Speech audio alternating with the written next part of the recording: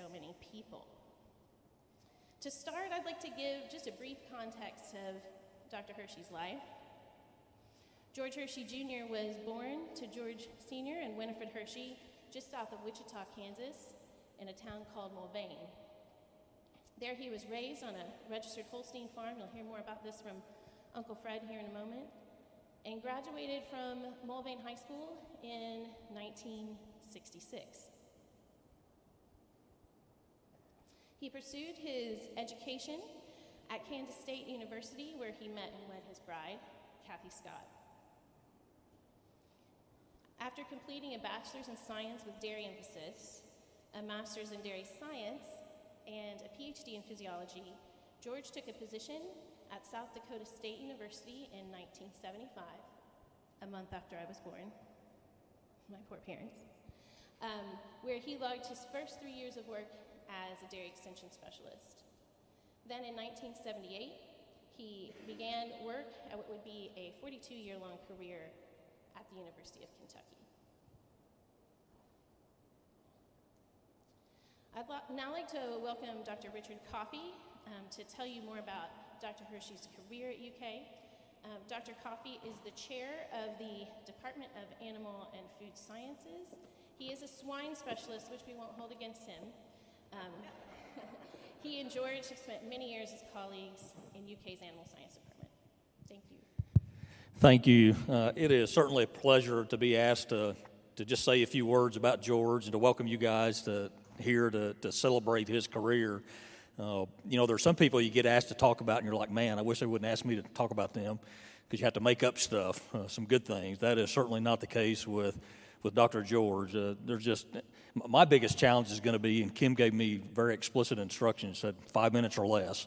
And I'm from the extension world like George is, and it's hard for us to even get started in 5 minutes, but I'll do my best, I promise. So, as been mentioned, George was in the department for 42 years, a long time. He's the kind of person you love to have in your department. And part of it is, and I can say this because I come from that part of the world too, he just has some of that good old Midwestern common sense, some of that good common sense that folks need to have, that when things are starting to get a little too serious, conversation starting to bend a little off course, he can have a way to kind of help bring it back and just bring some levity and bring some common sense to the conversation. He's also the kind of person that is not going to just tell you what he thinks you want to hear. He's the kind of person that will tell you what you need to hear, even if it maybe is not what you want to hear, but he does it in a way that you can receive it. So just a great, great person to have in your department, the kind that just walks alongside you when you have issues that you need to work out. One of the big challenges I think that George had in his 42-year career was all the different administrators he had to work with. George, do you remember how many department chairs you worked with? Yeah, 5.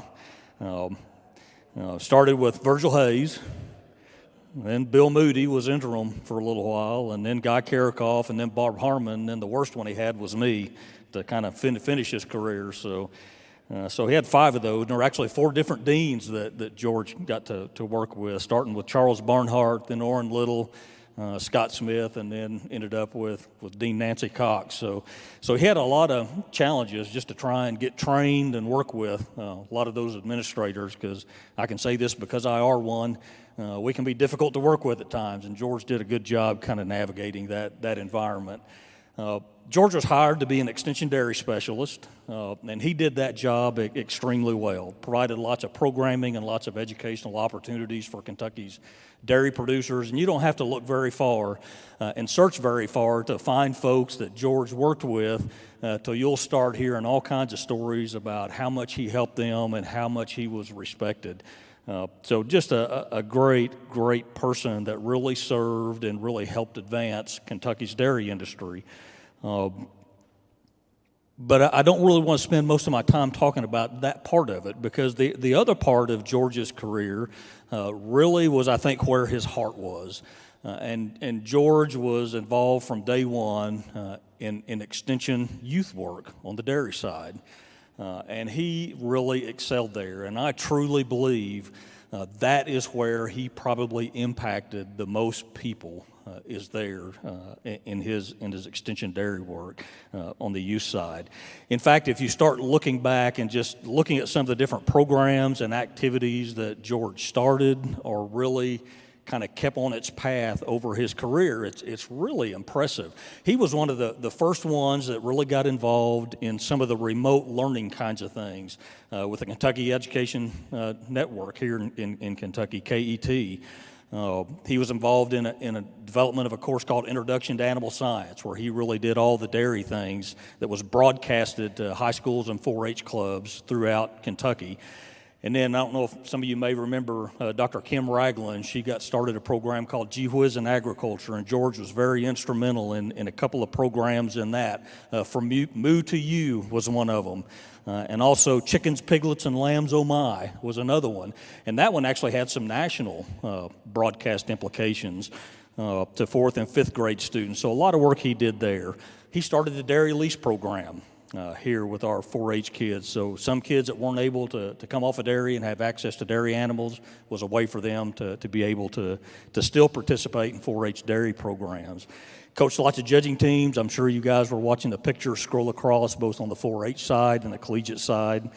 Did Kentucky Youth Dairy Camp was another thing that he started. And then he also just provided lots of leadership at the national level. Was very involved for a long time as chairman of the management committee of the National 4-H Dairy Judging Contest, National Dairy Quiz Bowl.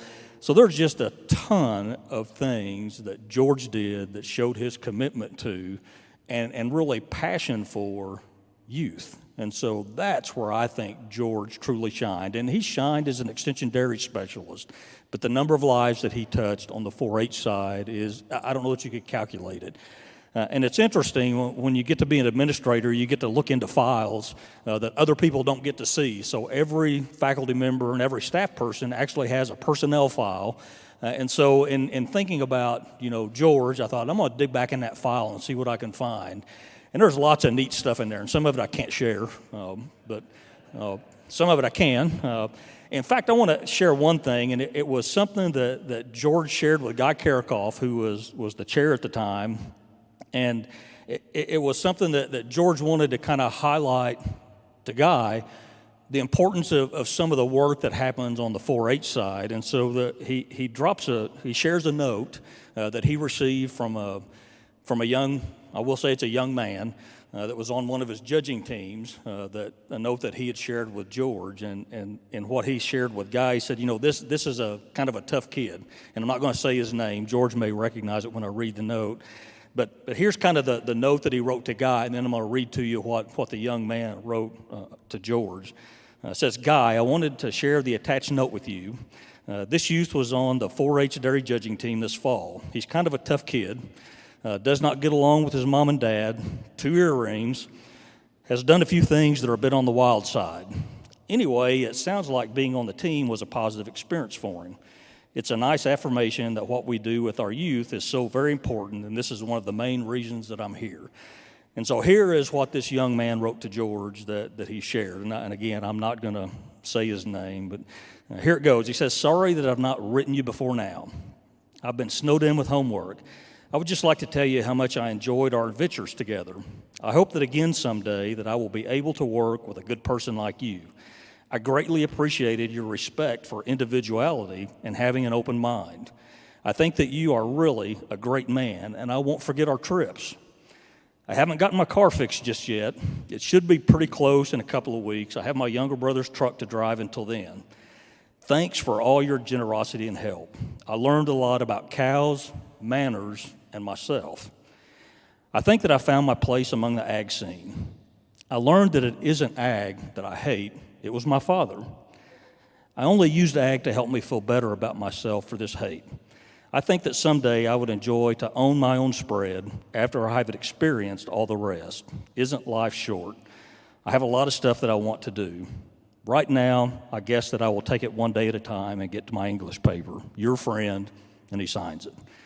That's the kind of impact that George had. And that's just one of many that he impacted. So So I want you to know the career that George had in the department, yes, it impacted Kentucky's dairy industry, but it impacted well beyond that. Because there's tons of people that we get to work with that don't end up in ag, but they end up in lots of other places. But they learn lots of things from folks like George that they share with him. And just one last story, and I know I went way over my 5 minutes, but again, it just highlights the kind of person that George is and why he's my friend. It's been several years ago that my dad passed away. I wasn't planning on that, George. And I'm from Oklahoma, so when my father was getting pretty close to the end, I made a quick run to Oklahoma. Was able to get there before he passed away, but he passed away within a few hours of when I got there. So was there in Oklahoma. We're making funeral arrangements, all those kinds of things, and within a couple of days we have the funeral scheduled, and so we're there at the church the day of the funeral, and somebody that I know walks in and says, "Hey, there is somebody out in the lobby who wants to see you." I was like, "Okay." So I walk out in the lobby. They're in Oklahoma, and it's George. You know, as luck would have it, he was there in Kansas, I think, visiting your family, heard about my father, drove several hours to Choctaw, Oklahoma, just to say, "Hey, thinking about you." So that is who George is. And that's why I'm so grateful he was in our department. Thank you, sir.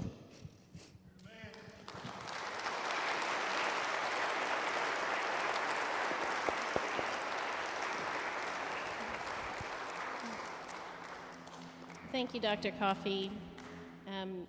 Dr. Coffey will be moving back to Oklahoma this summer to serve as Animal Science Department Chair at Oklahoma State University. So we just want to wish you the best of luck with that, Dr. Coffey. Thank you.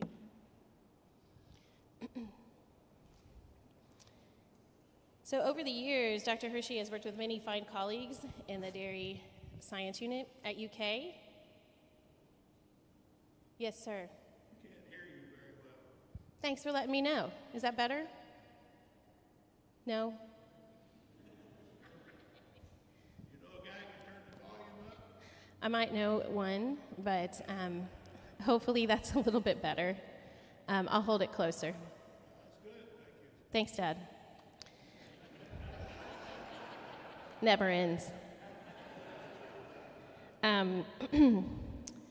One thing that we wanted to do, I'm sorry to make you wait a little bit here, Uncle Fred, but over the over the years, Dad's worked with a lot of colleagues in the dairy unit, and we just wanted to acknowledge anyone who might be here that worked with Dad in the dairy. You can wave or stand up. Anybody here to acknowledge? Okay. So if you know my dad, you know he loves to tell stories. In fact, he just might like to have control of the mic in general. And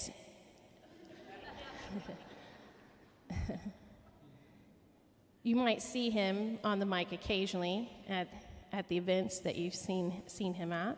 Is this cutting into my 5 minutes? It's totally cutting into your 5 minutes. So when I was going through pictures for Dad's event, I just happened to notice how much he was on the mic. And even though you're a talented speaker, Dad, and an excellent master of ceremonies, I bet he would have held the mic close enough to his mouth, right? We hope you enjoy a number of people speaking, some Kansas memories, some Kentucky memories, a few national ones. And so first speaker to that account is Fred Heersche. Some of you may know that George is the oldest of 6 boys. We are grateful that number 2, Richard, is here with his lovely wife, Chris. Fred is brother number 5, and he is here with his lovely wife, Karen. And we want to thank them so much for traveling all the way from Kansas for this event. Take it away, Fred. Dr. Coffey, I want to be the first to thank you back to the proper side of the Mississippi. Now, when George showed up to your funeral, something you may not, your dad's funeral, pardon me, something you may not have known, that in Choctaw, Oklahoma, to get to the Christian church, you have to go through the McDonald's parking lot. That may not be the only town in Oklahoma like that, but it's one, okay? So Kimberly asked me to speak here and tell how wonderful it was growing up on the farm. I'm really not sure who she was talking to. It really wasn't all that great, but we somehow survived. So, first slide, Scott. So this is my dad, lower left. This is their immigration picture from Holland. They escaped from Holland in 1915, bought a rowboat and rowed across the English Channel and made it to Liverpool, then to Nova Scotia. They were not allowed to come to America because America wasn't at war. They weren't refugees in America. So Dad's dad, Julian, left the family in Nova Scotia and came to Wichita because he heard there was a Dutch settlement, and then made enough money and snuck the rest of them across the border. But they all became citizens and became productive, semi-productive members of society, I'm sure. Next picture, Scott. So this is where they were in Nova Scotia. They're kind of a rough-looking bunch. Dad's the smallest one there hanging on. Next picture, please. So this is my dad when he was probably 94, and his buddy Sarge. Dad was kind of the dog whisperer, okay? He could talk to any dog and they would do whatever he wanted. So, my mom's side. Next picture, please. This is my mom's dad and his brothers. Talk about a rough-looking bunch. So, next picture. This is my grandpa, Fred, on the right, and his brother Grover on the left.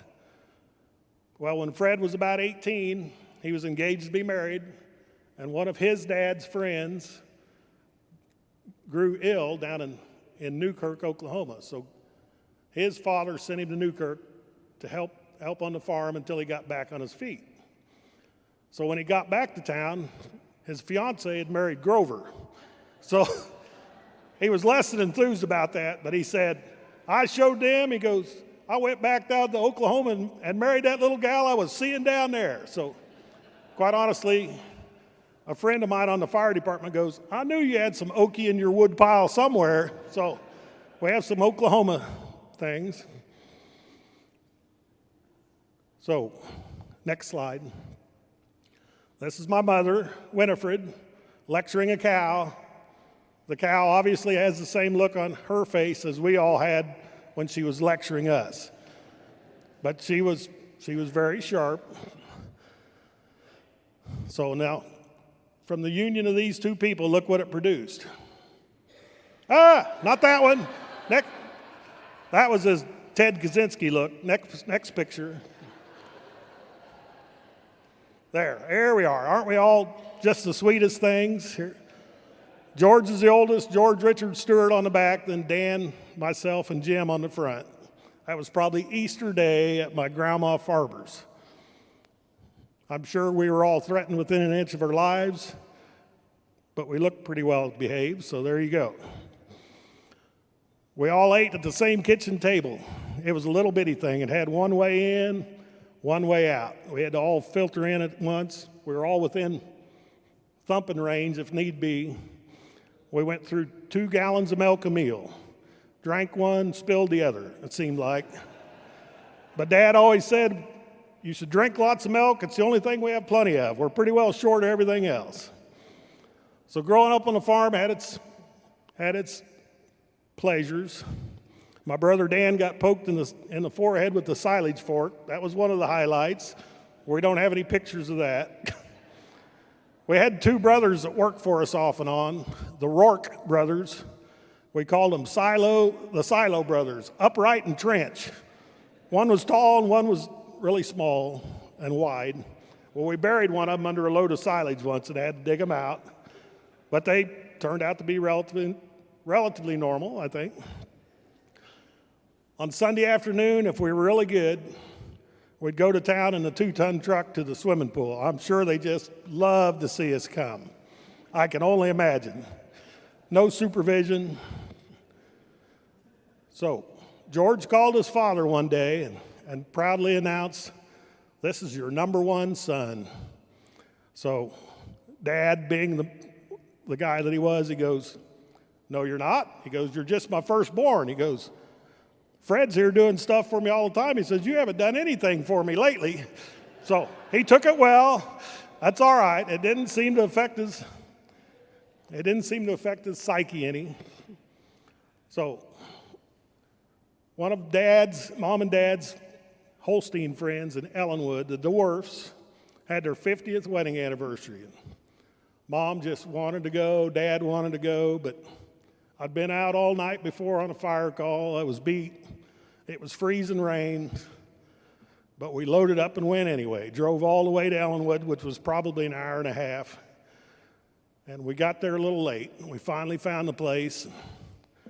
We walked in the back door, and everybody stopped. They looked.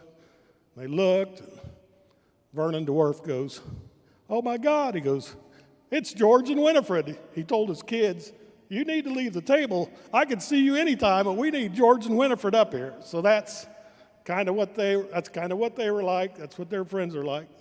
That's what George is like. That was almost a sentiment there. I did take Dad to the state fair on his 100th birthday, which is quite an event. He went to the Holstein show every year.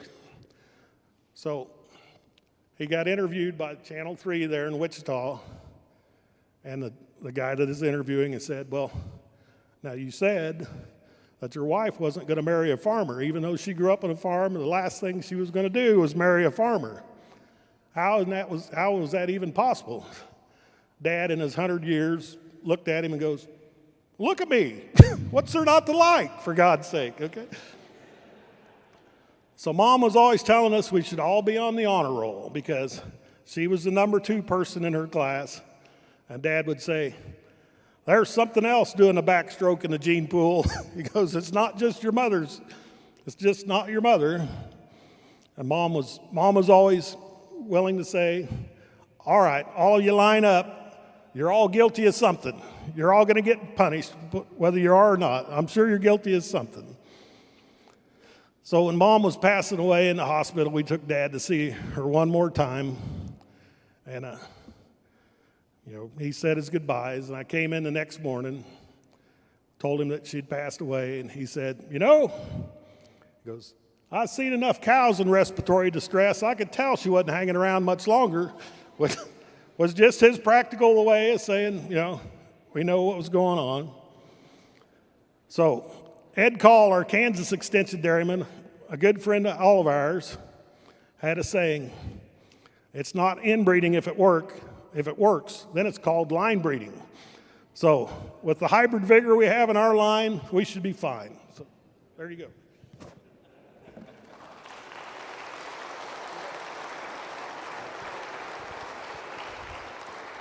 Thank you so much, Fred.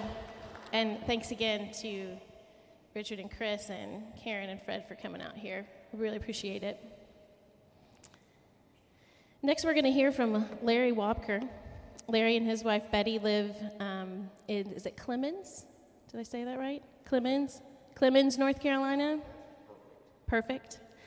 Larry is a retired commercial airline pilot, and it's my understanding that we should really be referring to you as Captain. So, so Captain Wapker, everyone. Dr. Heersche and my cow have the same name. Put it up from my mouth. That help, George? Keep me straight, George. Dr. Heersche and my cow have the same name. Good afternoon. My name is Larry Wapker, and I grew up on a dairy farm near Paola, Kansas, approximately 40 miles south-southwest of Kansas City. I have been friends with George and Kathy since approximately 1967.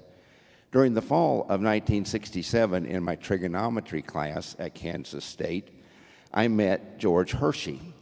His name was not spelled like the candy bar. His name was spelled like the cow that I had for my FFA project in high school. Stick with me. there is some connection in all of this. George's father and uncle, of course, owned the premier registered Holstein dairy herd in Kansas.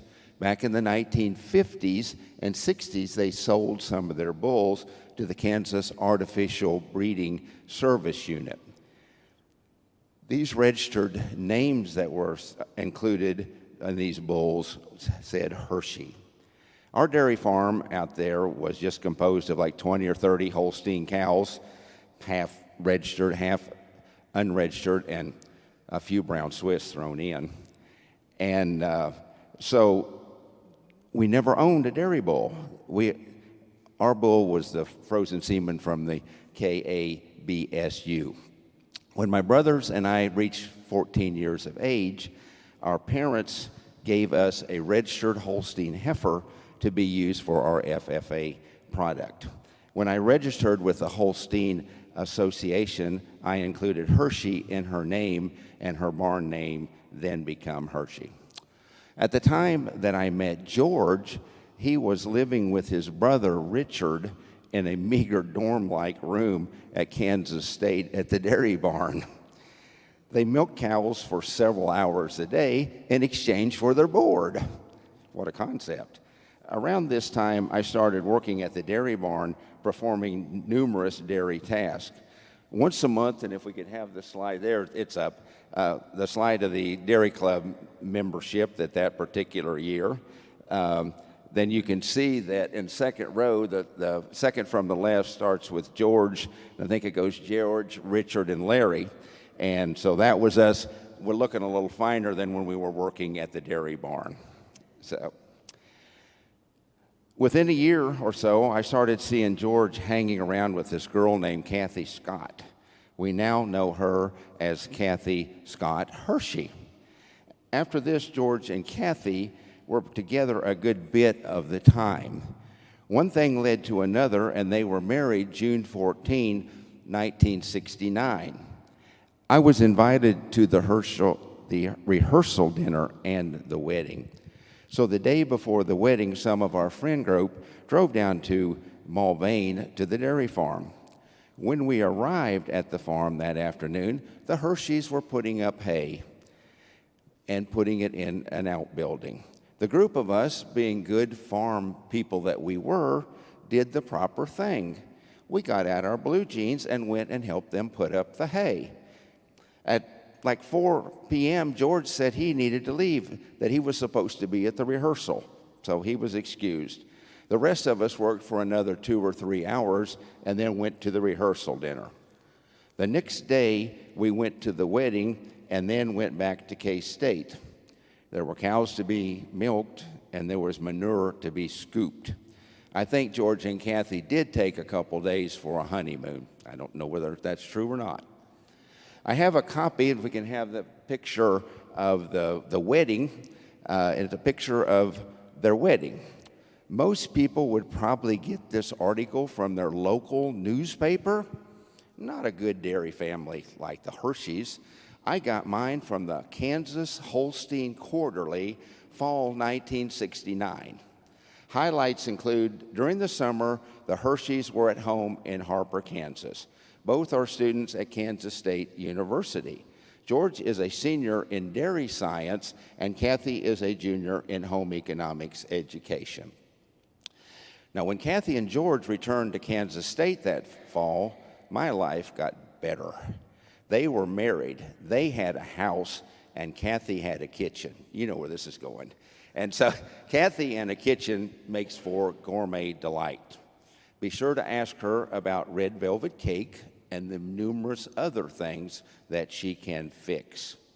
Over the next 2 years, Kathy, George, and I did educational endeavors at Kansas State. Kathy worked on her BS. George finished his BS and started his master's degree in farm animal reproduction. I finished my BS in dairy science. I liked Kansas State, Kathy's cooking, and their companionship so much that I applied for an educational delay and for 1 year so that I didn't have to go into the Air Force so soon. They granted it to me, and so when I was around, eat Kathy's red velvet cake. That was a good deal. But by July 1971, my time at Kansas State was coming to an end. And so I got in my pickup truck and drove to Del Rio, Texas to begin Air Force pilot training. That December, George sent a Christmas letter, 1971, and called it the Heersche's Christmas Letters. One of the highlights is his introduction of Baby Scott to the Christmas list people. I would be on that list. It reads, "It's a boy, Scott George, born December 1, to George Jr. and Kathy, weighed in at 7 pounds, 8 1/2 ounces, has been inspected and approved." That's big, that's big. George Jr. is busy finishing his thesis for a master's degree and will start on a PhD in January. Kathy finished her home education degree in October and plans to be a full-time housewife for now. And if you look at the little banner that's up there by Baby Scott, it says, "I'm a milk drinker." I mean, now, we started with milk. We're still into milk. Kathy, George, and I have always been in touch throughout the last 55 years. Sometimes we don't see each other, but every 6, 8, 10 years. But when we do, we interact as if we saw each other yesterday. Thanks to the two of you for all the good things that you have done for this world. Thanks to both of you for being my very good friends. Thanks to all of you in the audience for coming to honor George and Kathy. Have a good day. Almost 5 minutes.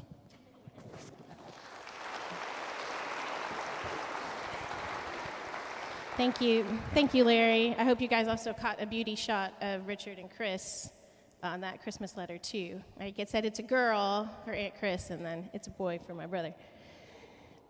So we're going to add just one more person to this program. Also joining us today, an old college friend, is Norm Wunderlich and his wife Marge.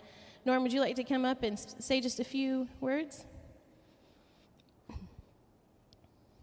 Norm and Marge are joining us today from Iowa, and if I remember correctly, Norm, you did your master's. You came into the picture during your master's at Kansas State, is that right? That's right. All right. Yes, in January '69, I went to K-State to start to work on my master's program in dairy nutrition. I just finished my bachelor's degree in dairy science at Iowa State. And my major prof thought it would be a good idea if I maybe went to a couple undergrad classes. I'm not sure why. But in one of those, that's where I met this guy named George Heersche. And I said, "Well, where are you from?" George says, "Well, I'm from Mulvane." I said, "Where is that at?" "I'm from Iowa. I have no idea." "Well, it's just south of Wichita." I said, "Okay."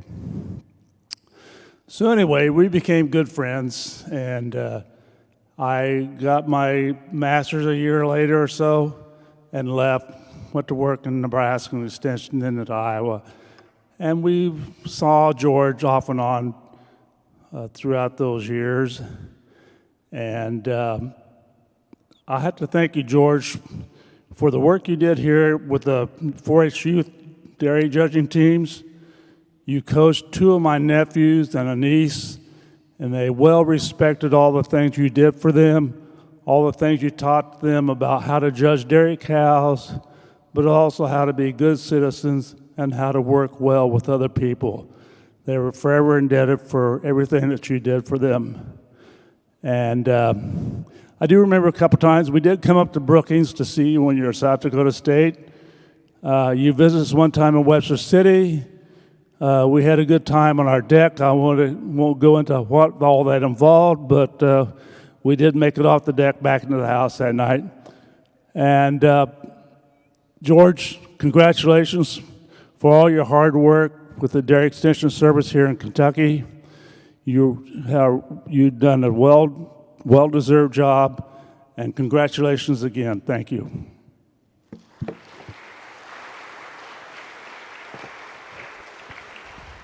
Thank you so much, Norm.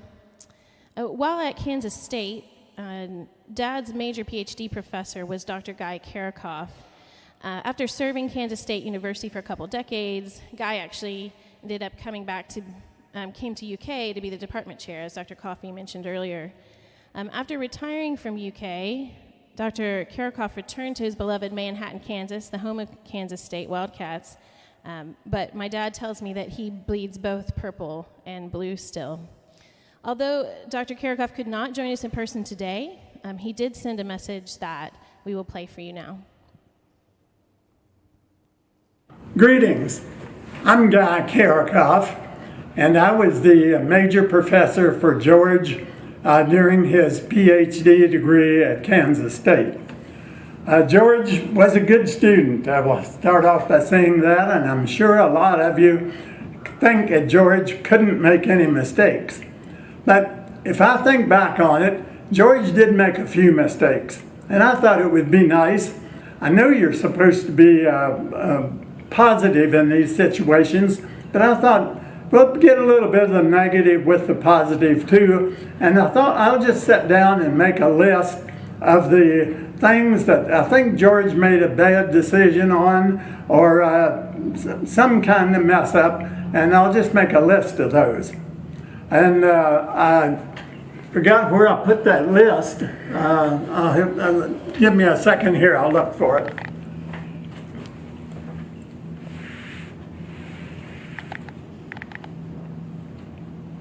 Here it is.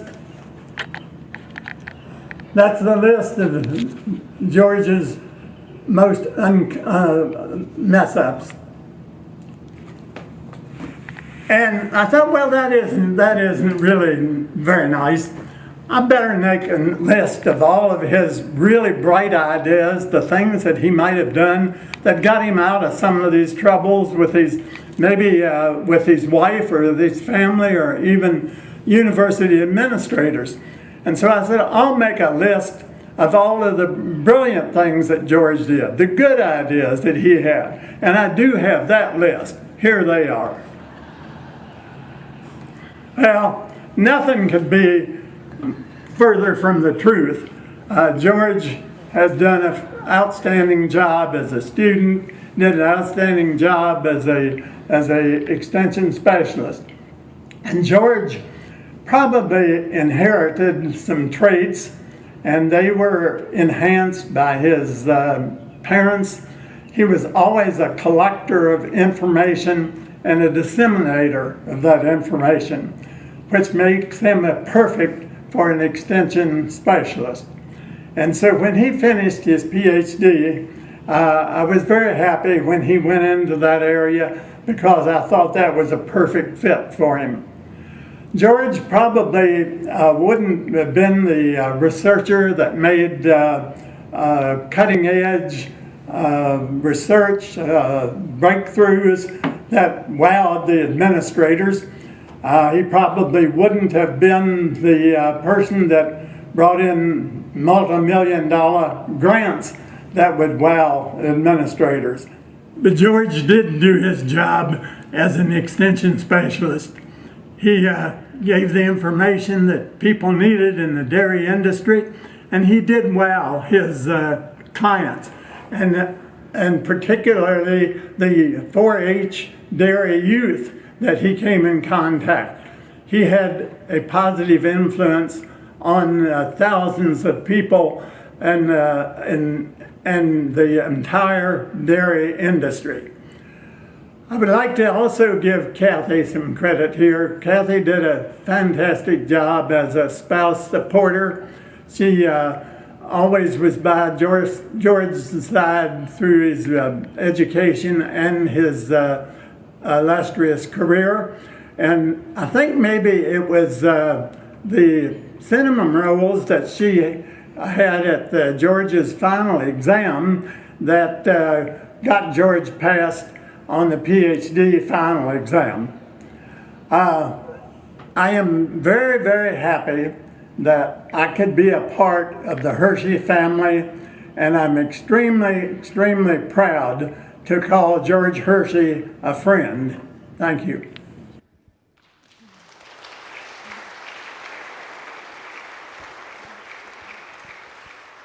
Thank you, Dr. Karakoff. We're going to head into some Kentucky years now with a member of Dr. Heersche's first 4-H judging team. Mark Miller was a member of the 1978 Pennsylvania All-American Championship team.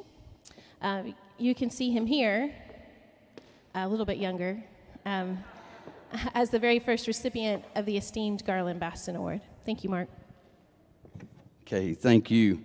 I'm going to be your favorite speaker because it's going to be real short. There's some things that need to be cleared up, things that all of you judging members don't realize or probably know.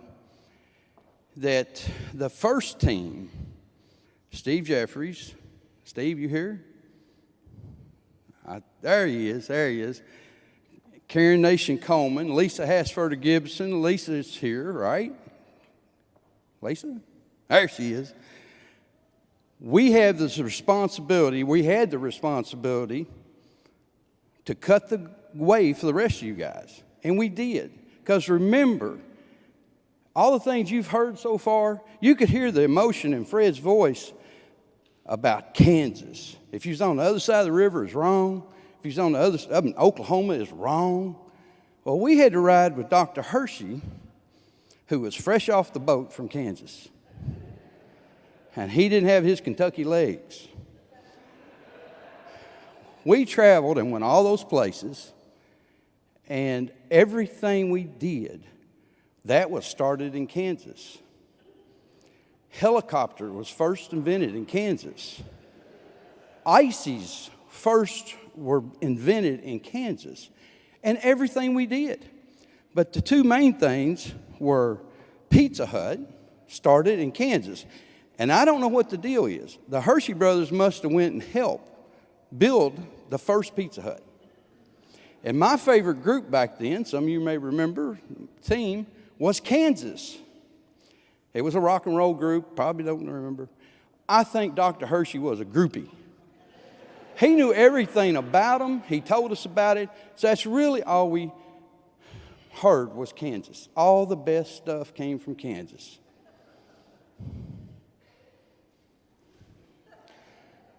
And we just rolled our eyes. Dr. Heersche was right. Thank you, Dr. Heersche.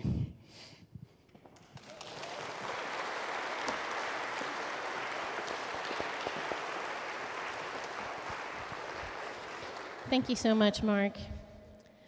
Our next speaker is Grace Gorell. She's had a long career at University of Kentucky herself, spanning multiple decades in many different positions and jobs. Grace was my 4-H agent as a kid here in Fayette County, and she's been a longtime friend of our family. And Mark was one of my first 4-H'ers. How time flies when you're having fun. Well, in 1979, I started as a 4-H agent in one of the biggest dairy counties in the state, and it was my first job. I was a home economics major, and they had never had a female before. As George said at one of the first 4-H banquets, I was as green as the green on the 4-H clover. I remember that quite well, George. The dairy judging team went on to win a national dairy judging competition, and thanks to George, was it you went to Scotland? Right, Scotland, but I was not invited. Instead, he loaded me up and sent me to Memphis, Tennessee with like the B team.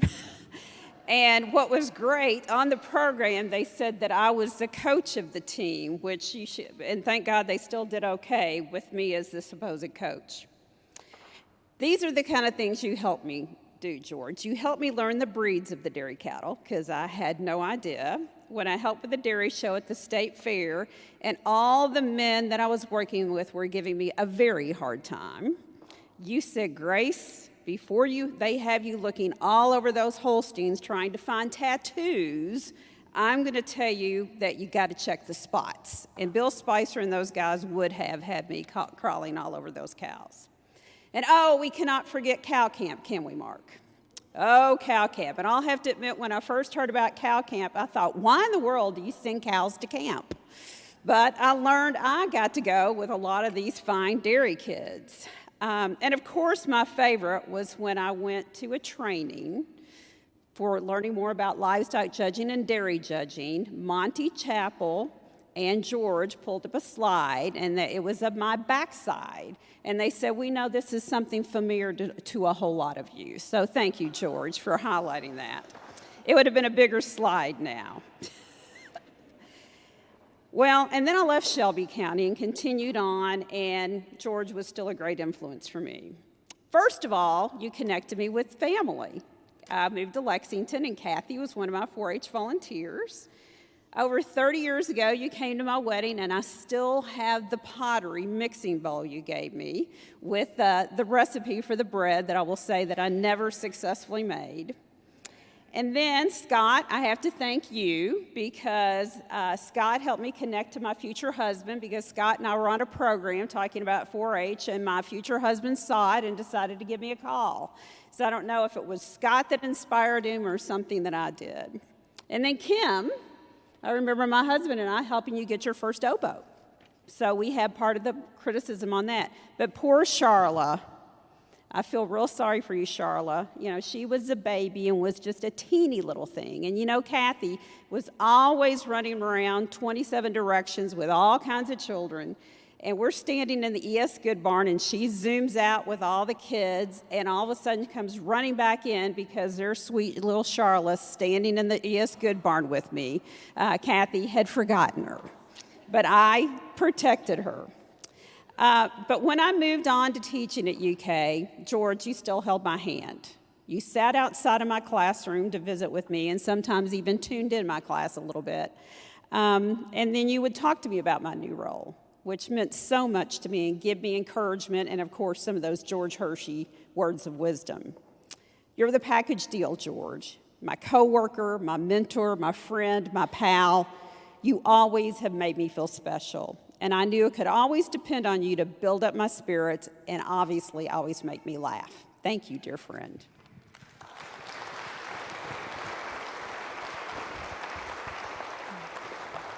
So Grace, your wedding was very impressionable on me as a kid.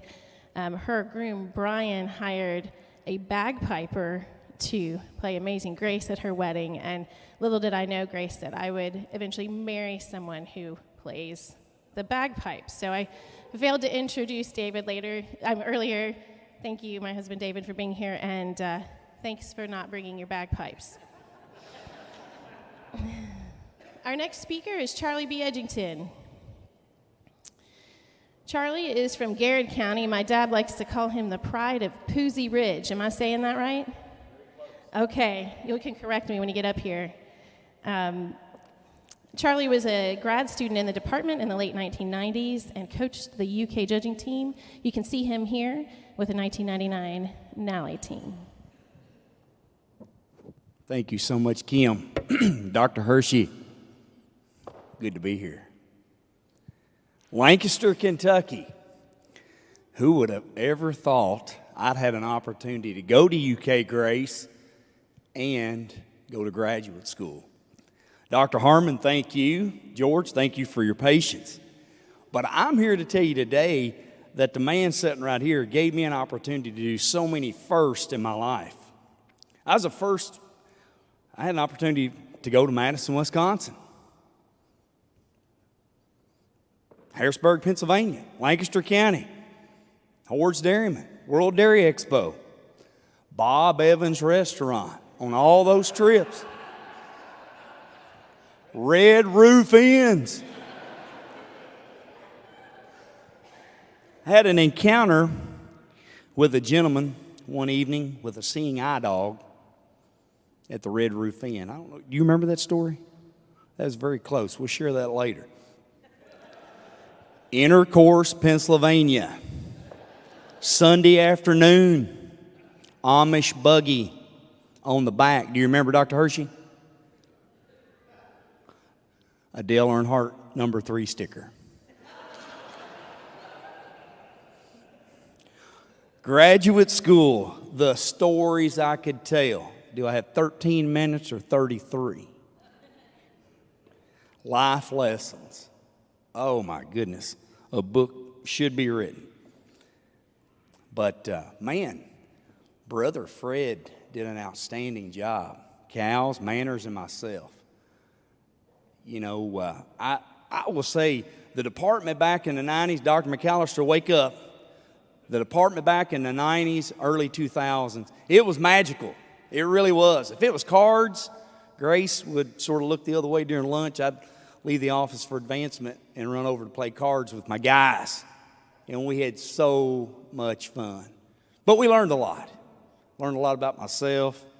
But Dr. Heersche, you were an integral part of my unbelievable 20s. Man, we had so much fun. I wish you and Kathy the best in retirement. I'll send you a copy of the book when it's complete. It'll be a big one. But I really do thank you. When the fall of the year, and I've called you before, it'll be middle of September, I said, do you have one good run left in you? I'll leave you on the last story. Dr. Coffey, you can close your eyes in your ears. But state vans, they're made to be driven under 70. They really are. Heersche looked over. We're coming back from the World Dairy Expo. We must have been carrying a lot of hardware. And we get in the middle of Illinois, and he goes, slow down just a little. You're driving too fast. But you made us all slow down and enjoy life, and I greatly appreciate all the lifelong lessons. Congrats.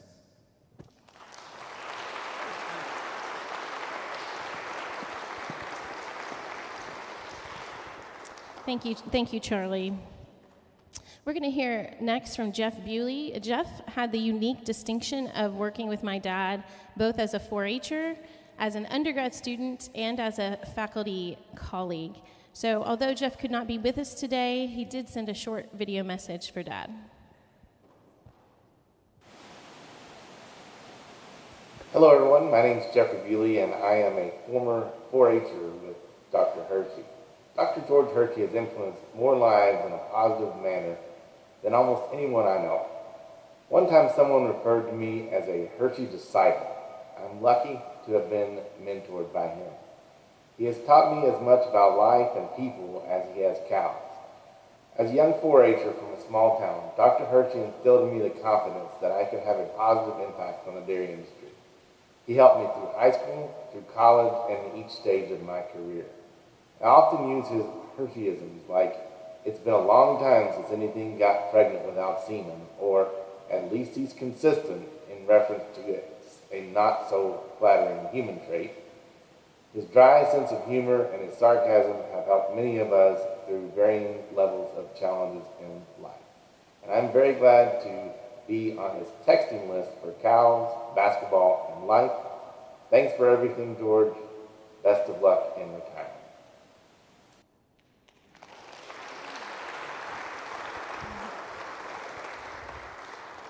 I'm glad somebody got the consistent piece in there, Dad. We're next going to hear from Joe Sparrow. Joe is a member of the 2002 4-H team, and although he did go to school at Virginia Tech, my dad likes to say he's glad the years in exile didn't run you.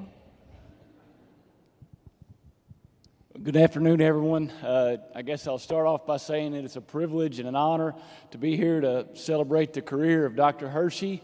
I can probably top Lancaster, Charlie. I'm from Owenston, Kentucky, and I think the population's a little bit smaller, so I need to start by saying how I got to meet Dr. Heersche, and that was through cow camp.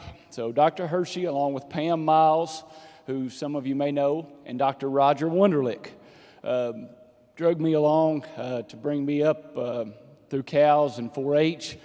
Got to take me to places that I thought I'd never get to see. Memphis, Tennessee, loads of fun. Harrisburg, Pennsylvania, Madison, Wisconsin. So on a judging trip, when we went to World Dairy Expo, we thought we had a great team. Tyler Buckley, Josh Jones, and myself.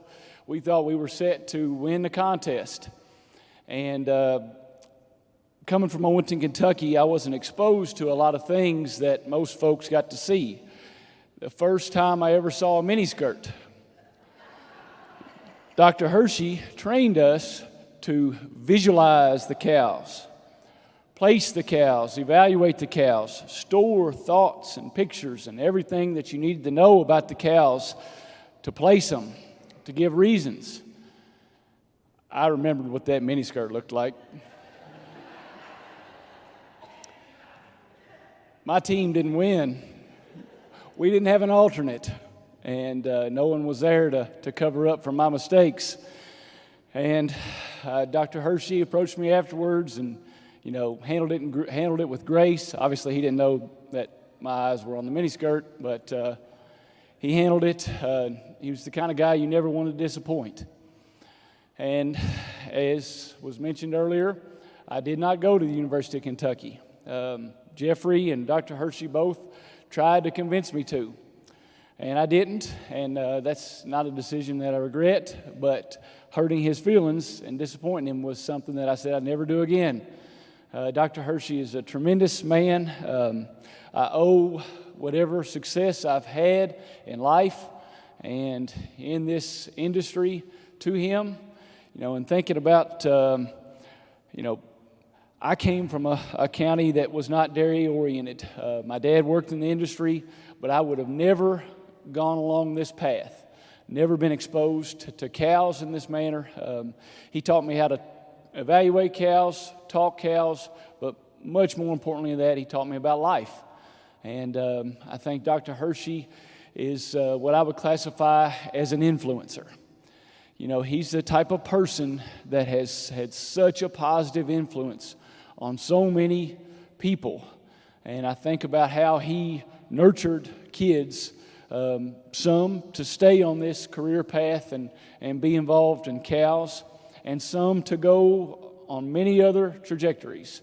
But yet, his principles that he instilled in us, I think was consistent across all of them. So very, very thankful. I'm here on behalf of the entire Sparrow family. Very thankful for the interaction Dr. Heersche's had with us, and thankful for his time as a mentor.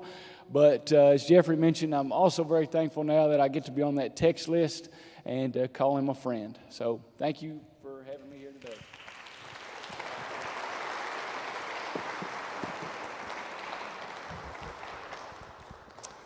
Thank you, Joe. Next, we're going to hear from Sheila Thomas. Sheila is a mother of 2 former 4-H'ers, and before Sheila begins, we'd like to congratulate her on her own retirement. We have a picture here of her from her retirement from the noble profession of social worker.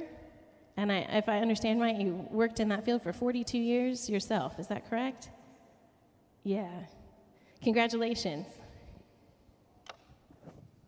Good afternoon. To the honoree Dr. George Heersche Jr., to his lovely wife Kathy, to Kim, Charla, and Scott. Thank you for the opportunity you have given me to share on the podium here today. Dr. Heersche, 42 years, really, at one institution? Cheers to you. I worked 42 years in my profession, but I had 3 different jobs, or 3 different employers. So I applaud you. My first contact with you, Dr. Heersche, was when Lydia was 10 in 1988. That was the first year that she could officially participate in 4-H.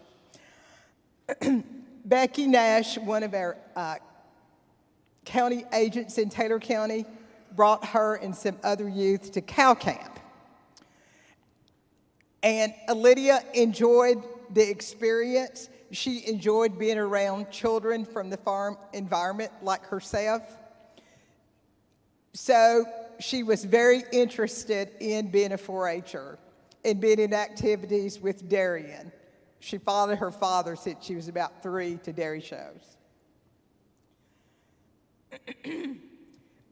At some of the events, she soon learned that all of the youth didn't come from farms. In fact, some of them didn't know one end of the cow from the other. But if they were present at an event, they were challenged to be involved in the event.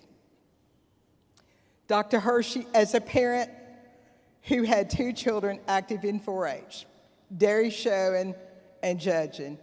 I saw the skill you displayed in keeping youth engaged, interested, and motivated. They were competitive. They were competitive on the farm and off the farm. You worked with youth at the district, state, and national levels. You provided written educational tools as well as took the time as needed to do one-on-one support and assistance.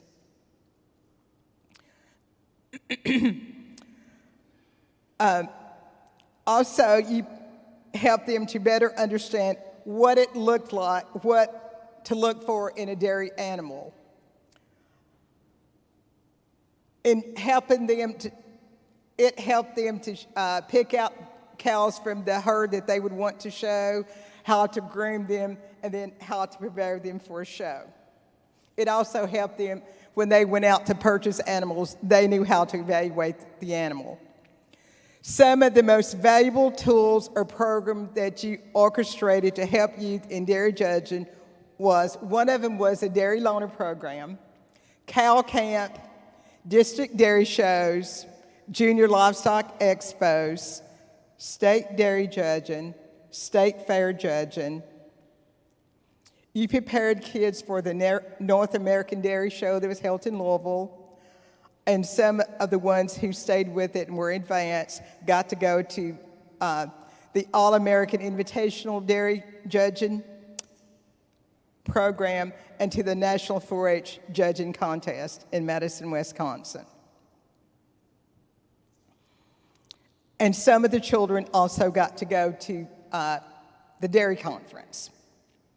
When the youth were in the state contest coordinated, when they were in out-of-state contests, you even coordinated field trips to enhance their educational experience while out of state.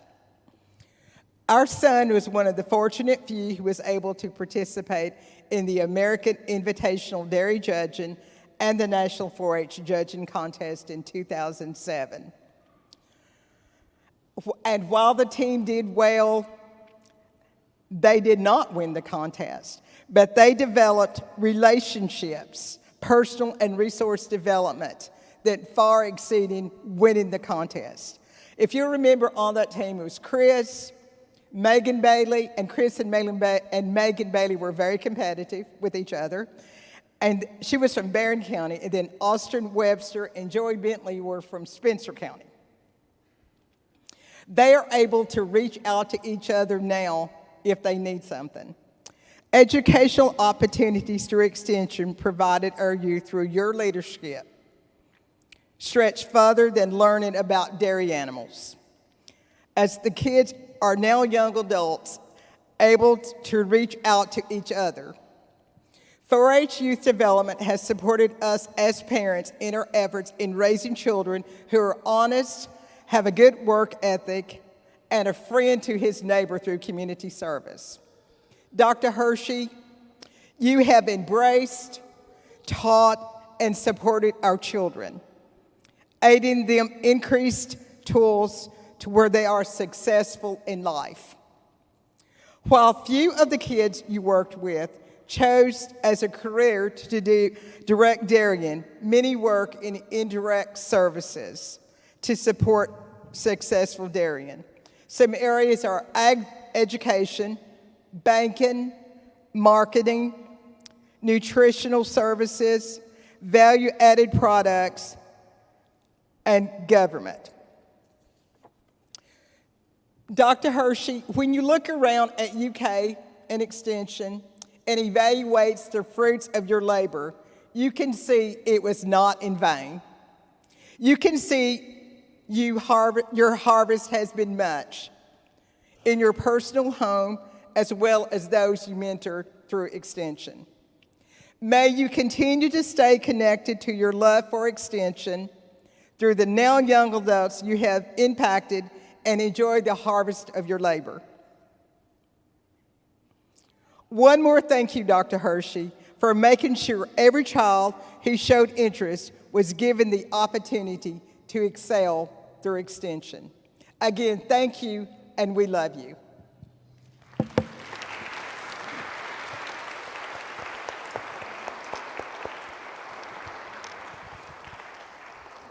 Thank you so much, Sheila, and wishing you a lovely retirement again. Bland Baird is our next speaker. Bland is a retired VOAG teacher from Spencer County High School. And if I have my stats correct, Bland, since 2005, you have coached 10 national championship teams at the FFA Dairy Career Development event. Do I have that right? Yeah. Thanks for being with us, Bland. First of all, I feel an honor to be here to honor Dr. Heersche, and congratulations to him and his family on your retirement. I want to thank Dr. Heersche for being a friend, for being a mentor, and for working with my students over the years. Most of my students in class have heard so many references of Doc in my classroom that you have taken on an almost legendary presence when they finally get to meet you. My daughter Kelly, who's a sophomore, just finished her sophomore year at UK, told me last year that when she freshman at UK that she would like to grow up and be Dr. Heersche. So, Dr. Heersche is one of the few people I know that probably sleeps less than I do. And I look forward to the 5 a.m. text that he sends me addressing his wisdom of the day. Dr. Heersche has very definite opinions of the national politics, and he also has a lot of wisdom about Duke and Jayhawk basketball, and also the text of our mutual love of coffee. For example, I'll try not to go more than 3 or 4 minutes, but here are some of Doc's most recent texts that he sent me. Now, these probably weren't meant for a mass audience. One I received just the last few days: how much faith do you have in the human race? I look both ways at a roundabout. These days, I spend a lot of time thinking about the hereafter. I go somewhere to get something and then wonder what I'm here after. One I think was yesterday or a couple days ago: what if they close grocery stores and we have to hunt for our food? I don't even know where Little Debbie lives. Now, this won't mean much to a lot of people, but I think Larissa recognizes this. About once a month, I'll get a text about a prospect for Larissa's all-hair team.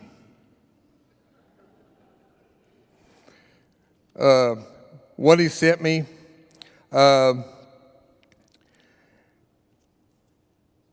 I better not read that one. Here's one.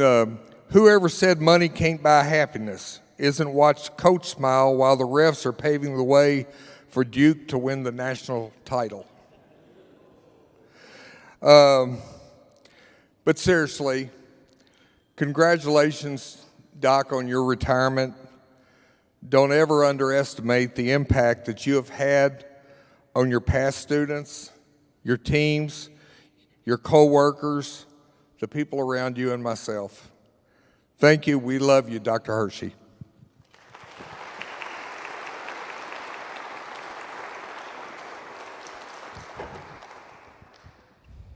Thank you so much, Bland.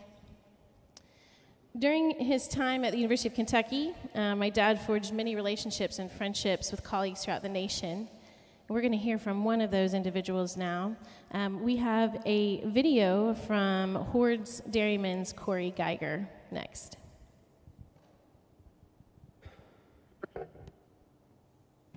Dr. George Heersche, it is a deep honor to congratulate you on your retirement from the University of Kentucky. But Can Dr. George Heersche actually retire? I don't think so, because George has a big heart. And he has a big heart for the dairy community. He has a big heart for youth.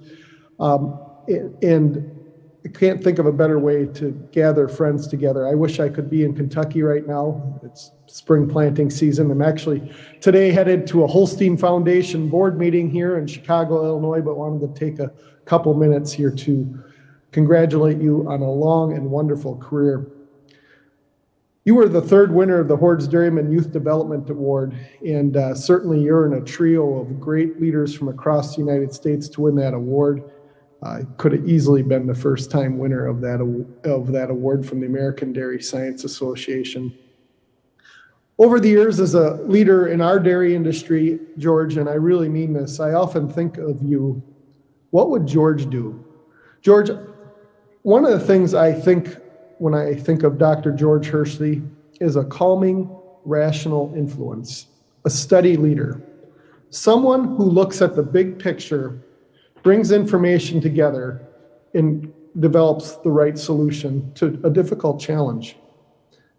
Your enthusiasm is infectious, and this is a good infection. How you inspire young people, how you make things fun and exciting, that is so important.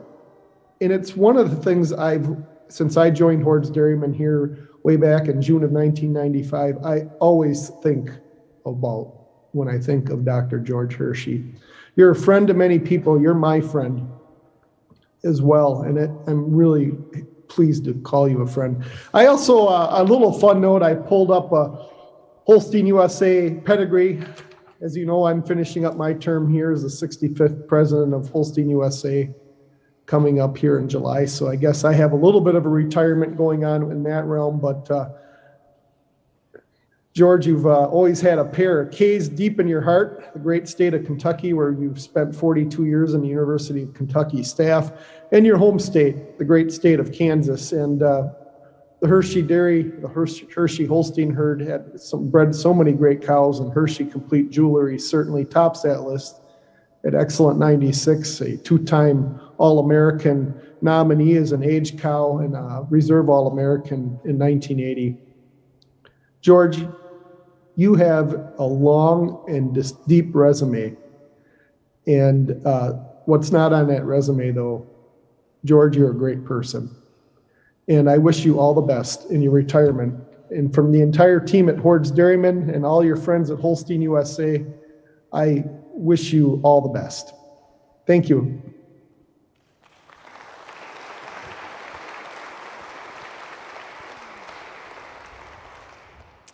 I'm going to go ahead and call Ron Lucky up next. He's going a little earlier than he expected, so I'm going to give him a moment to get up here. Thank you for your patience, everyone, today. We have just a few more speakers. Pastor Lucky served the congregation that I grew up in, Faith Lutheran Church, a little church just down the road.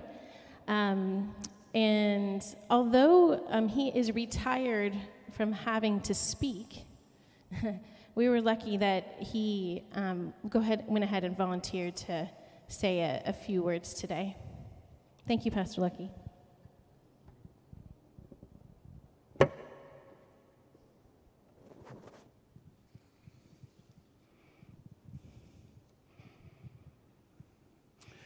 Of all the things said about George Heersche Jr. today, what has not been mentioned is George as a religious reformer. And I aim to correct that right now. Here's the story. About 20 years ago, while I was pastor at Faith Lutheran Church, where George and Kathy and their children were members, I instituted a practice once a year on Trinity Sunday, having the congregation recite something called the Athanasian Creed as part of the worship service. For those of you who do not know, and that's probably all of you or most of you, the Athanasian Creed is a very rare but special creed. It's an ancient creed attributed to Bishop Athanasius of Alexandria. The Athanasian Creed is not like the Apostles' Creed or the Nicene Creed, which are relatively short and easily memorized. I believe in God the Father Almighty, maker of heaven and earth, and Jesus Christ, his only Son, our Lord, and so on. The Athanasian Creed is not short, and it is not easily memorized. In fact, I don't think anybody's ever memorized it, even Athanasius himself. It goes on and on for 40, count them, 40 verses. Imagine standing in the congregation during worship and saying, and the Catholic faith is this, that we worship one God in Trinity and Trinity in unity, neither confounding the persons nor dividing the essence, for there is one person of the Father, another of the Son, another of the Holy Ghost, but the Godhead of the Father and the Son and the Holy Ghost are all one. The glory equal, the majesty co-eternal, such as is the Father, such is the Son, and such is the Holy Ghost. The Father uncreated, the Son uncreated, the Holy Ghost uncreated, the Father unlimited, the Son unlimited, the Holy Ghost unlimited. Now you're still standing there. The Father eternal, the Son eternal, the Holy Ghost eternal, and yet they are not three eternals, but one eternal. You get the idea. And that's just the beginning. That's like the second verse. Co-eternal this, confound that, uncreated this, unlimited that. Well, I sprung this creed on the congregation one year because I thought, why not? It's in the worship book. It's a statement of what Christians believe. It's been around for centuries. What can go wrong? Yeah, right. The first year, George came up to me after worship and said, that creed we said this morning, you made that up, didn't you? And I said, of course not, George. It's right there on page 54 and 55 of our hymnal. And he said, well, it didn't make it into the Methodist church where I grew up. And then he paused and said, page 54 and 55, 2 whole pages? That's all he said, twinkle in his eye, smiling, lighthearted. You made that up, didn't you? The next year, on Trinity Sunday, we recited the Athanasian Creed again, and this time after the service, George turned up the heat a few degrees. In that quiet way of his, he said, I timed your creed this morning. It took us 5 minutes and 11 seconds to get through it. That's all he said. Just reporting. No rancor, no demand that we stop this liturgical madness, just a statement of fact. 5 minutes and 11 seconds of co-eternals and uncreateds. 5 minutes and 11 seconds spent neither confounding the persons nor dividing the essence of the Godhead. Well, I went home that afternoon and I timed it. And you know what? George was right. 5 minutes and 11 seconds on the dot. Well, by the third year of reciting the Athanasian Creed, I think George had had enough. After the service that morning, he simply said, what do they call that creed again? The Euthanasian Creed? I got the message. The creed was as close to death as George ever wanted to get in church. So I shelved it. We never said it again. And looking back, I have no doubt that scores of members of Faith Lutheran Church silently stood and called George blessed. And in fact, you can look long and hard in the New Lutheran Hymnal, and you won't find the Athanasian Creed. It's not there. The powers that be took it out of the book. As in so many things that you've heard today, George Heersche was ahead of his time. I say all that to say this. In the pantheon of great religious reformers, John Calvin, Martin Luther, John Wesley, let us this day Add the name of George Heersche Jr., who began his religious reform, his reformation, not with the words, "Here I stand, I can do no other." No. He started his reformation with the simple words to his pastor, "You made that up, didn't you?" I love you, G. I love you, Kathy.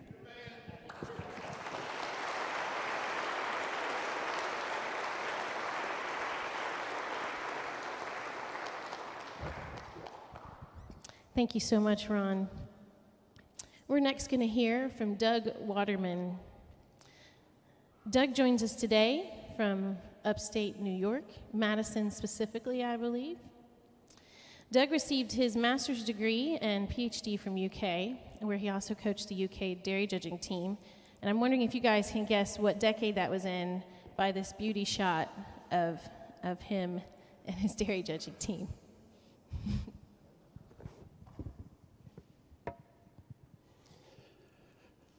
Yeah, it's being last is good and bad. I'm glad I didn't write anything down because I'd have to tear it all up. I think everybody covered the things I wanted to talk about. I wish I had George's ability to stand up here and talk and tell stories and jokes. Never was very good at it. Stories and jokes I tell probably aren't politically correct or the right, right ones to say here in church, but you know, I got thinking about all this, and what do you say about a man like George? You know, a lot of things have been said, a lot of positive things, and, you know, how do you repeat that? You know, I get thinking about how many words can you say about it? There's not enough. Do we have enough time to cover all his accomplishments? We probably don't have enough time, and if we listed all the accomplishments that he achieved with dairymen, cooperative extension people, and as many people said, the youth, it'd be longer than New Circle Road. It'd be extremely long. And as they mentioned several times, George was willing to help everybody. He didn't care if it was a tobacco farmer that milked 25 cows, the up-and-coming progressive farmer that wanted to get to the next technology, or that special show cow that no one could get pregnant. George addressed it professionally, enthusiastically, but he heard it more than once. Practical, logical, simplify. It wasn't that he didn't understand all the research, but he wanted to make sure it was practical, we could implement it. And we've heard about the youth programs. I remember reading or hearing once where they said the most valuable resource in a community is the youth. Well, having been through 4 airports this week, I'm beginning to wonder if that's true or not. At least non-agricultural people. Or, George, we're starting to show our age. But if you think about all the young people that George positively influenced through dairy judging, cow camp, quiz bowl, dairy bowl, George, Pete Spike, and Gail Baumgard were the ones that started the dairy bowl to North American. You know, FFA, or just lending a kind ear, where you could actually talk about some things and George would listen and give you some of that sage advice. I mean, what he did for youth in the state of Kentucky and other areas was tremendous. You know, a lot of young people, I know some and probably a lot more, that if they had not had an opportunity to interact with George, may not have been the responsible, successful adult that they become. I'm not saying they wouldn't have, but their probability of success was a lot higher having a chance to work with George. At our coaches' meetings, before contests, you know, we say you're here because we want everybody here to be successful. We want everybody to be successful. But most importantly, we want them to have a positive experience. And our role as coaches is to educate and develop the young people. I heard that numerous times at World Dairy Expo, North American. We want it to be a positive experience, and our role is to educate and develop these young people. I don't think there's any more valuable or wiser words that anyone has ever spoken if we're going to get to that next generation. And I know I became a much better coach listening and finally hearing those words over the years. As Kimberly said, oh, thank you.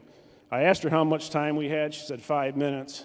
But she said, since you're special, Doug, you can have all the time you want. I've never been called special. I've been called a lot of things, but never special. So thank you. So I came to Kentucky, as she said, in January of 1980. My goal here was to get a good education so I could support my family. And I achieved that. I got an excellent education. I had some great advisors and mentor, Bob Harmon, the late Roger Hempkin. I mean, they helped me get me through my coursework, get me graduated. I appreciate that. But being the judging coach, it allowed me to go out in the state. And I met some fantastic people. Dairy producers that allowed me to bring kids for the judging contest. 4-H leaders, cooperative extension, superintendents at the North American. You know, they really helped me and mentored and supported me during my 5 years at Kentucky. And I made a lot of good friends. And I've got several very, very close friends, even after being gone over 30 years. So then there's George. There's George and his lovely wife, Kathy, and his family. George and I met in the fall of 1979 at the World Dairy Expo after-hours party. At that time, we all stayed, most of the teams would stay at this one hotel, the Road Star Inn. They didn't have the 5-star ranking back then. If they did, it'd be a -4. But it had a roof, it had a shower, it had a bed. But you know, we'd meet there, have snacks, soda pop. The age at that time, the good old days, was 18. Jim Harder from Delaware Valley made his Tonka juice. Great, great recipe. Earlier that evening, I'd had a conversation with Dr. Roger Hempkin about going to Kentucky for graduate school and coaching the judging team. So I always wanted to go to Kentucky. Dr. Hempkin seemed like a really nice guy. I run into George at the after party. Got talking to him about Kentucky, the University of Kentucky. George seemed to be all right, you know, not bad. Met some of the 4-H kids. So I applied, and I got accepted. I've often wondered how George and I became good friends. Not a lot of similarities in a lot of ways. We both love cows. We both came from rural areas. We learned the value of hard work at a young age, but then it kind of split. He said to me once, he said, I never thought anybody from New York could be a nice person. So here's George from Kansas, easygoing, laid back, you know, religious person, thought a lot of everybody, patient. Everybody was a friend, willing to help everybody. Here's this guy from New York. As you can see, my hair was a little longer in that one, a little competitive. Little flighty at times, didn't take much, set me off. Patience wasn't even part of my vocabulary. And cautious, it took me a long time to warm up to people. But George and I got along great. We worked well together in the judging team. He had the 4-H, I had the college team. And we worked well together because we were different. If a youngster, whether it was 4-H or college, needed the pat on the back, needed a little more positive and reinforcement, we sent them to George. If they need a little bit of attitude adjustment, a little bit of reality check, kick in the pants, they came to Doug. And we did that throughout my career here at Kentucky, coaching the teams. And after I graduated my master's, went back home, I set up some judging tours through New York. Steve Smith brought that up when they stopped at my house, brought the 4-H and the college team, set up some different trips. Then I came back, and nothing changed. George was the same old guy. We worked the same way. And again, we became good friends, remained good friends all through that. And it wasn't until I had 2 events in my life that George helped out tremendously. I probably wouldn't have graduated with my doctorate hadn't been for George. I'd completed all my classwork except for this ancient, archaic requirement, reading knowledge. So you had to pass either French, German, or Spanish. I failed. I failed 3 times. So here I am with a little over a 3.9 cum, passed all my courses, and I got to take my qualifying exams. About the same time, Cornell reached out and said, we're looking for a county coordinator. We want you to apply. It gets me back to Central New York. The salary was good, and I don't have to pass this stupid requirement. So I'm going back, and I exhausted all the things I could do, and I was talking with George and said, I think I'm going to take it. I'm going to give up 3 years and go back home, take this job. George reaches out to a gentleman over in the graduate school office that he knew. I didn't ask him to, but he did it on his own, and told him my situation. And they talked about it, and the guy said, no, tell him to hold off. There's been discussions about eliminating that requirement, and that maybe he should stick in there. Well, there must have been a huge S on my forehead. I don't know, for stupid, sucker, whatever it was, but they convinced me that was the right thing to do. And I took my qualifying exams, made it through, and they eliminated that requirement. Thank you, George, because I would never have made it.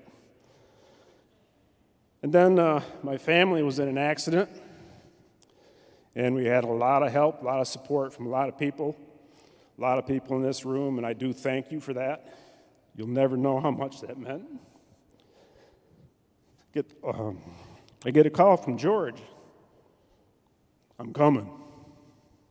I said, what? I'm coming. I said, no, you don't have to do that. I appreciate it. I'm coming. Leaving tomorrow. Sure enough. And to think about that, knowing that George does not like to travel, especially long distance. He hates being away from his family. He just got back from tour of duty at his own state fair, and he's going to come up and help me.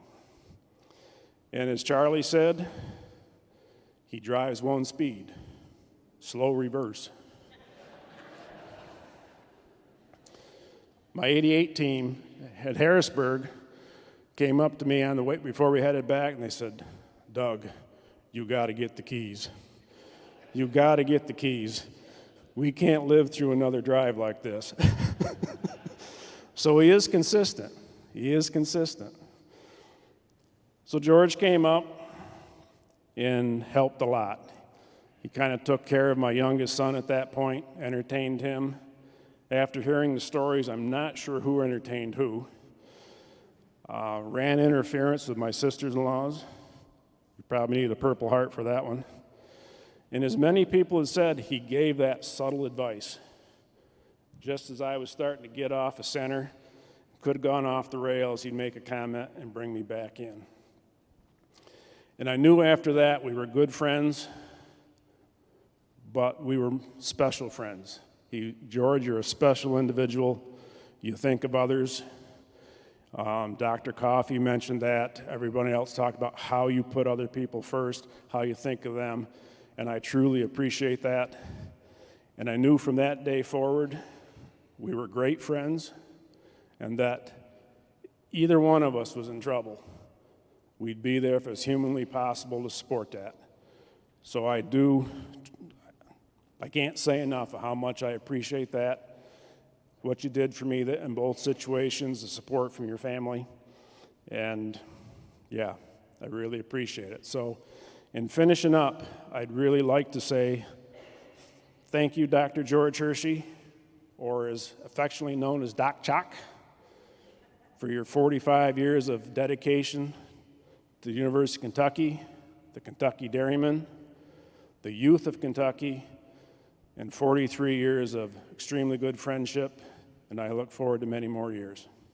So thank you.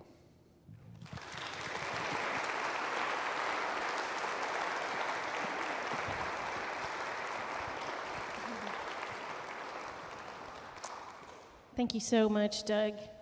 We have one more thing we need to do. We have a presentation now from the Kentucky Holstein Cattle Club, and I'd like to welcome Larry Jaggers and Larry Jaggers II with this presentation.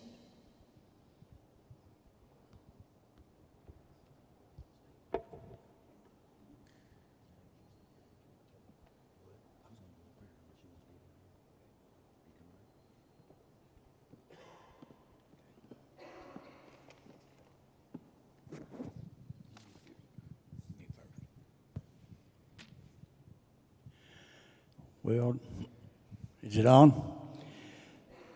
Yeah, now I see Jane Ransdell. Jane called me the other day and said that this event was going to happen.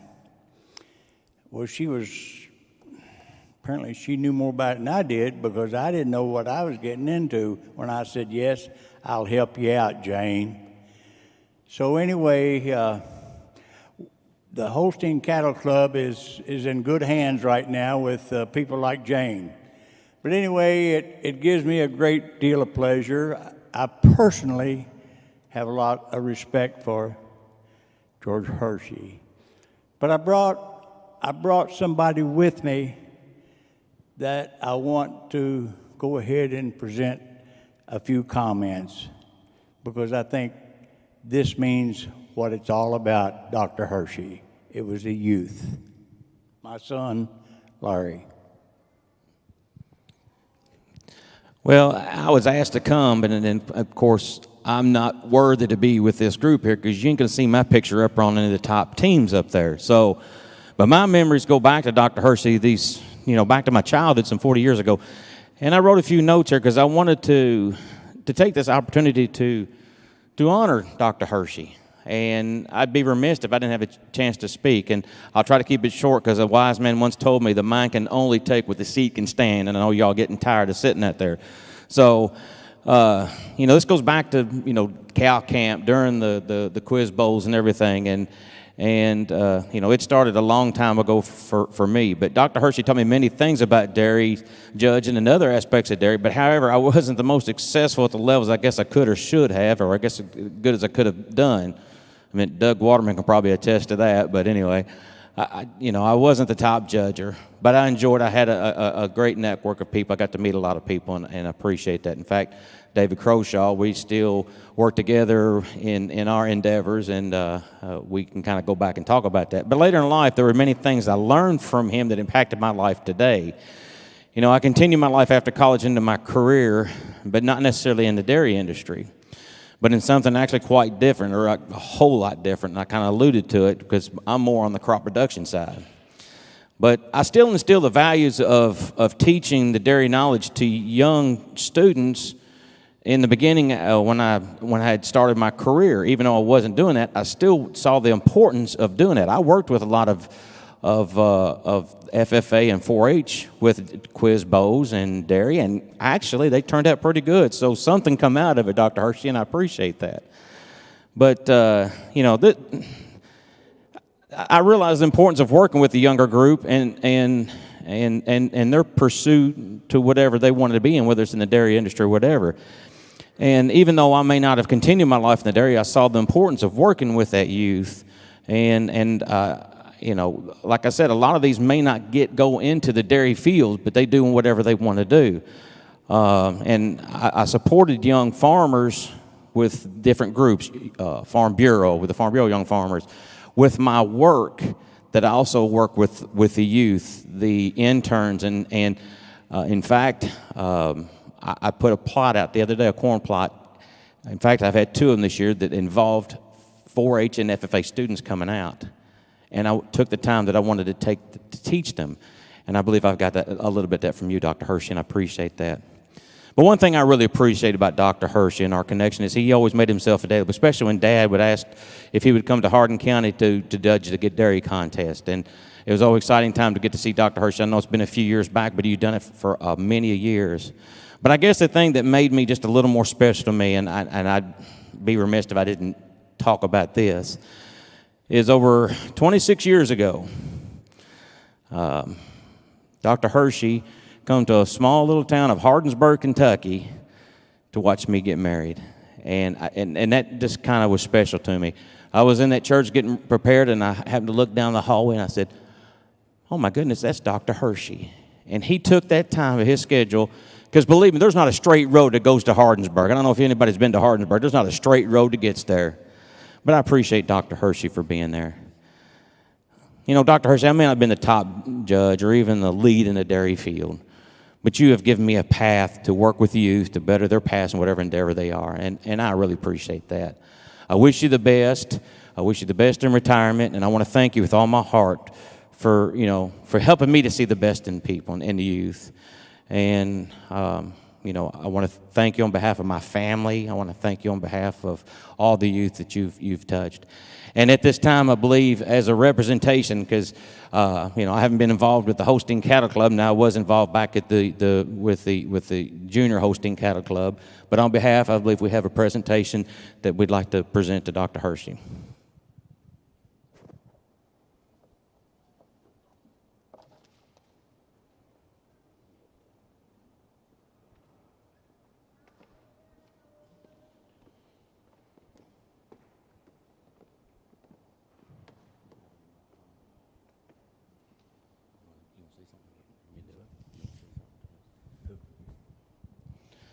We was asked to present this to Dr. Heersche, just a little memento, and Heersche Complete Jewelry, and I believe it's very appropriate. So at this time, we'd like to present this to Dr. Heersche.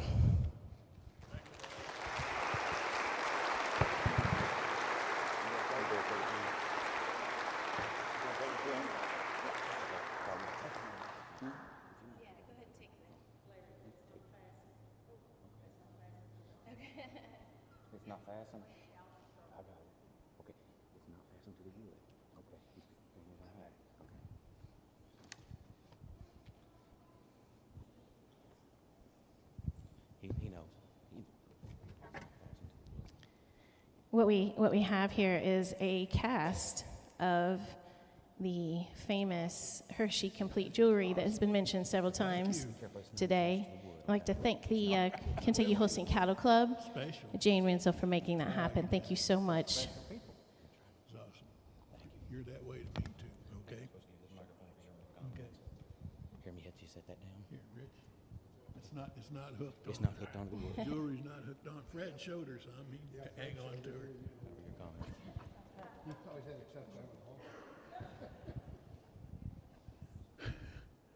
John Mark Miller, you and your wife doing a fantastic job of raising those children. They have been. Hi, kids. How you doing? Good to have you here.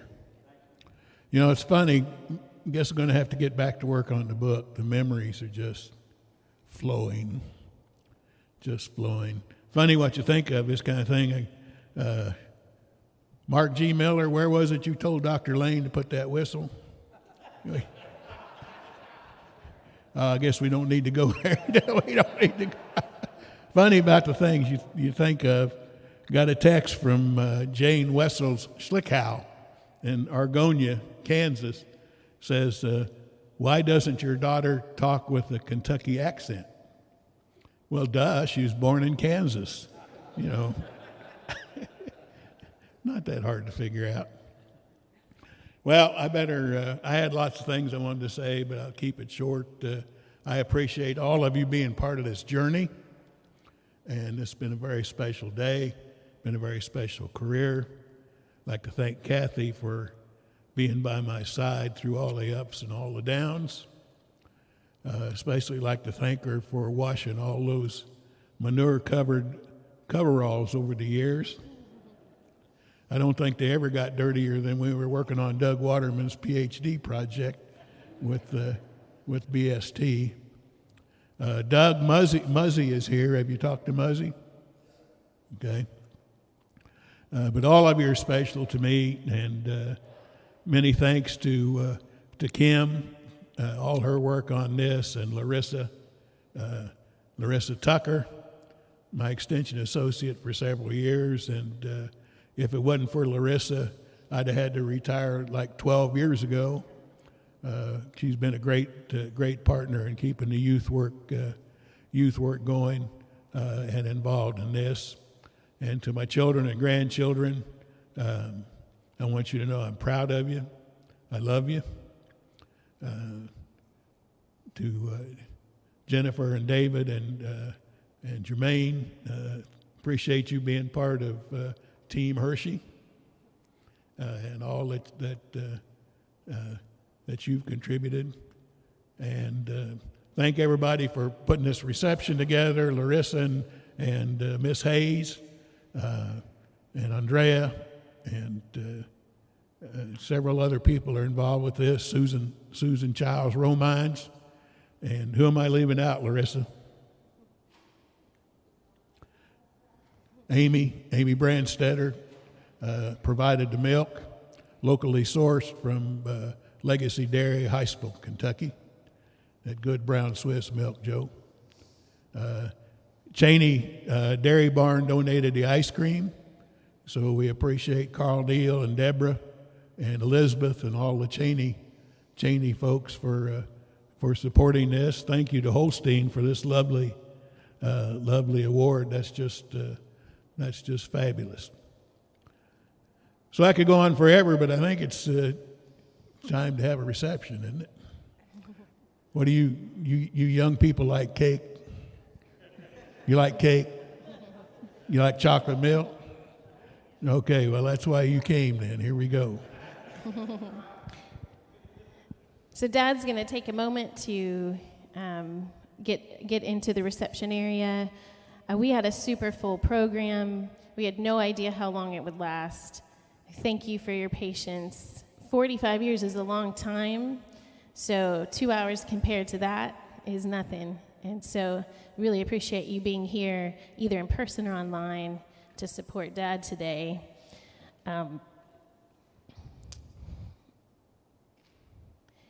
I know that there are a lot more people that could have spoken today, if you could imagine. And we obviously didn't have time for an open mic situation, but if there's something you would like to say to Dr. Heersche, my sister will be stationed at the back of the sanctuary, and you can catch her on the way to the reception. If you want to record a video message to Dad, you can feel free to do that at that time, and we'll definitely get that to him. Just one last thing, those of you that participate in social media, we came up with a very pithy hashtag for today, Doc Chalk Off the Clock. So if you want to use that hashtag to post any pictures today or any photos from the past or any memories, feel free to do that. All right, let's go have some cake. Thank you so much.